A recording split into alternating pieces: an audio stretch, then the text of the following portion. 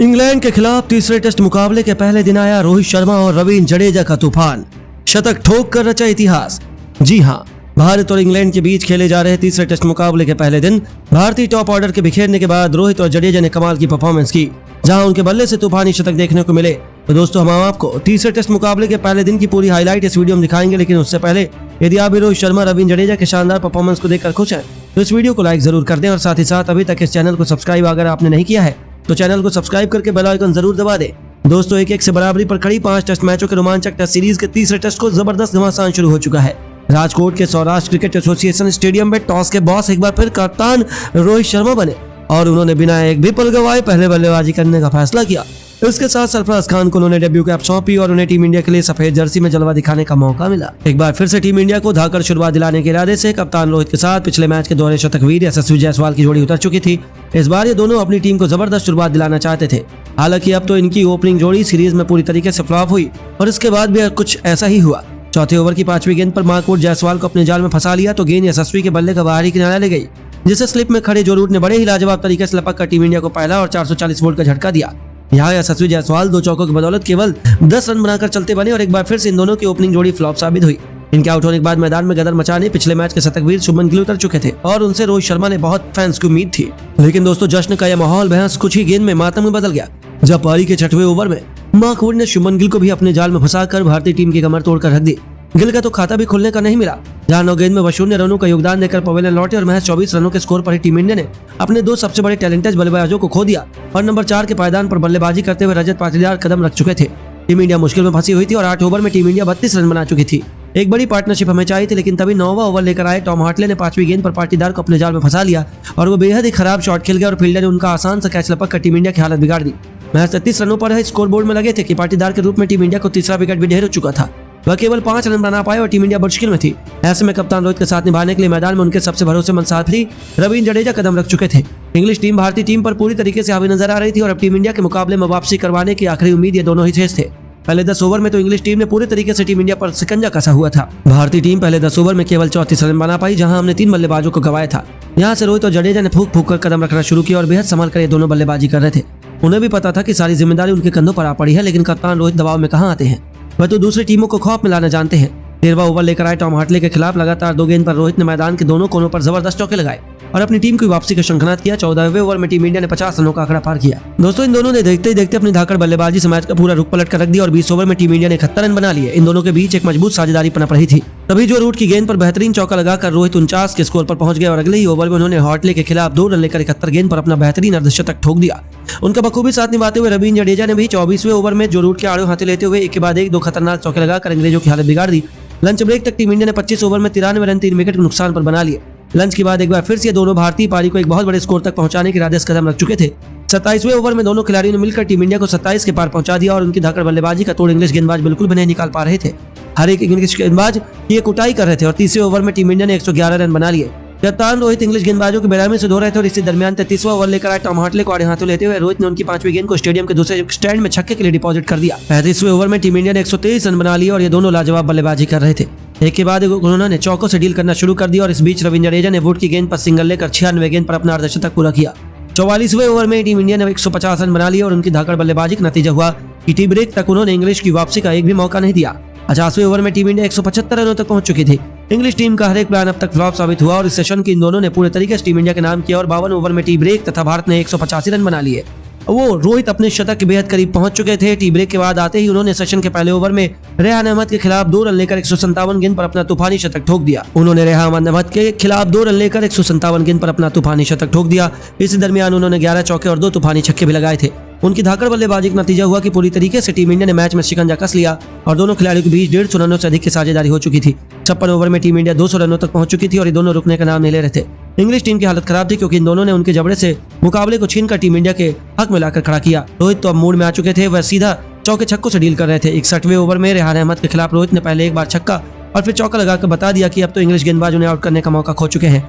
नतीजा हुआ कि एक बेहतरीन चौका लगाकर रोहित ने जडेजा के साथ 200 रनों की रिकॉर्ड तोड़ साझेदारी को अंजाम दिया। हालांकि तभी रोहित मार्कवुड के जाल में फंस गया, जिनका आसान सा कैच बेन स्टोक्स ने लपक कर टीम इंडिया को सबसे बड़ा झटका दिया। जहां कप्तान 14 चौकों 3 छक्कों के बदौलत 131 रनों की बेमिसाल पारी खेलकर वापस लौटे और उनके आउट होने के बाद सरफराज खान मैदान में कदम रख चुके थे। 65 ओवर में टीम इंडिया ने 238 रन बना लिए और रवींद्र जडेजा 85 रन पर बल्लेबाजी कर रहे थे। उसके बाद भी उनकी शानदार बल्लेबाजी जारी रही। देखते देखते जडेजा ने अपनी तूफानी बल्लेबाजी से न केवल इतिहास लिखा बल्कि उनके दिन का खेल खत्म होने तक उन्होंने टीम इंडिया को 300 रनों के पार पहुंचाकर एक मजबूत स्थिति में ला दिया। दोस्तों, रोहित के बाद जडेजा के शतक और सरफराज खान की तूफानी बल्लेबाजी ने ना अंग्रेजों के परखच्चे उड़ा के रख दिए। इन दोनों खिलाड़ियों ने मिलकर आखिरकार कैसे इनको नानी याद दिला दी, इनकी बैटिंग का पूरा वीडियो आपको दिखाने जा रहे हैं। लेकिन उससे पहले आप सभी का क्या मानना है, आज सबसे बेहतर बल्लेबाजी किसकी थी? क्या वो जडेजा थे या रोहित शर्मा या सरफराज? नीचे कमेंट कर जरूर बताइएगा। दोस्तों, भारत और इंग्लैंड की टीम के बीच में आज से सीरीज का तीसरा टेस्ट मैच ना राजकोट के मैदान में शुरू हो चुका है। लेकिन इस मुकाबले की शुरुआत कुछ ऐसी थी कि कोई भी भारतीय क्रिकेट टीम की तरफ ना स्नेह की निगाह से नहीं देख रहा था, बल्कि भारतीय क्रिकेट टीम की इतनी बेइज्जती हो चुकी थी कि दर्शक मैदान छोड़कर जाने लगे थे, वो भी पहली इनिंग में।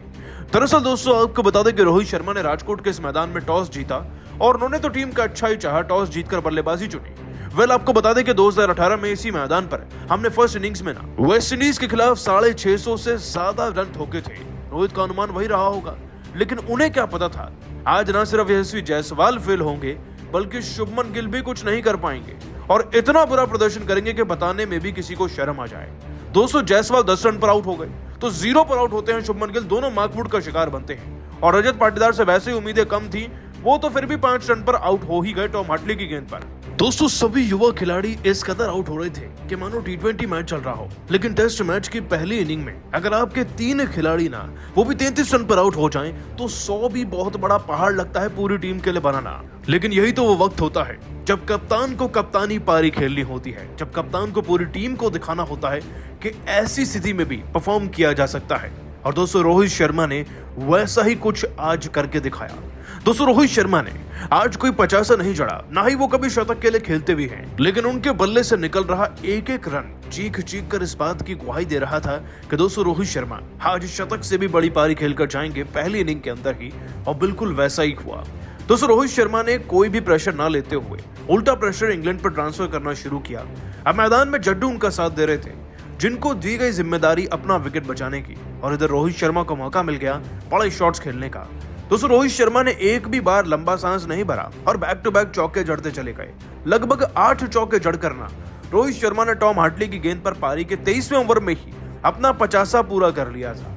ये 50 पूरा होते ही वैसे ही बौखला गई थी इंग्लैंड की टीम। रोहित का विकेट लेने के चक्कर में उन्होंने कई एक्सपेरिमेंट्स करे, लेकिन सब फेल हुए। इधर जड्डू ने भी जो रूट को 2 बैक टू बैक चौके जड़ दिए, और टॉम हार्टली तो रोहित शर्मा के इतने फेवरेट हो गए थे कि 233वें ओवर की 5वीं गेंद पर रोहित शर्मा उन्हें एक खतरनाक छक्का भी जड़ देते हैं। अब दोस्तों, चौके और छक्कों की यही जोड़ अगर निकाला जाए ना, तो रोहित शर्मा मात्र 127 गेंदों में 10 चौके और एक छक्का लगाकर अब 77 रन पर बल्लेबाजी कर रहे थे, और जड्डू इस बीच अपना 50 पूरा कर लेते हैं।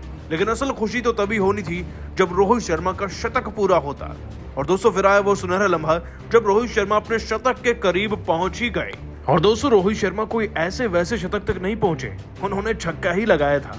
जी हां, आपको बता दें कि जॉ रूट को छक्का लगाकर अब रोहित शर्मा 90 रन पर विराजमान थे, बस 10 रन दूरी थे अपने शतक से। जिसके बाद दोस्तों, रोहित शर्मा ने इसी अंदाज को जारी रखा और एक और चौका जड़कर पूरा कर लिया अपना एक और टेस्ट करियर का शतक। दोस्तों, रोहित शर्मा के इसी शतक के दम पर भारत आज 200 तक भी पहुंच पाया है। लेकिन दोस्तों, रोहित ने तो शतक लगाया ही, साथ ही साथ आज जडेजा ने भी सोने पर सुहागा कर दिया। दोस्तों, रोहित शर्मा जो अपने देश के लिए 131 रन की पारी खेलकर गए, हम ये कैसे भूल सकते हैं कि रविंद्र जडेजा ने कुछ नहीं किया।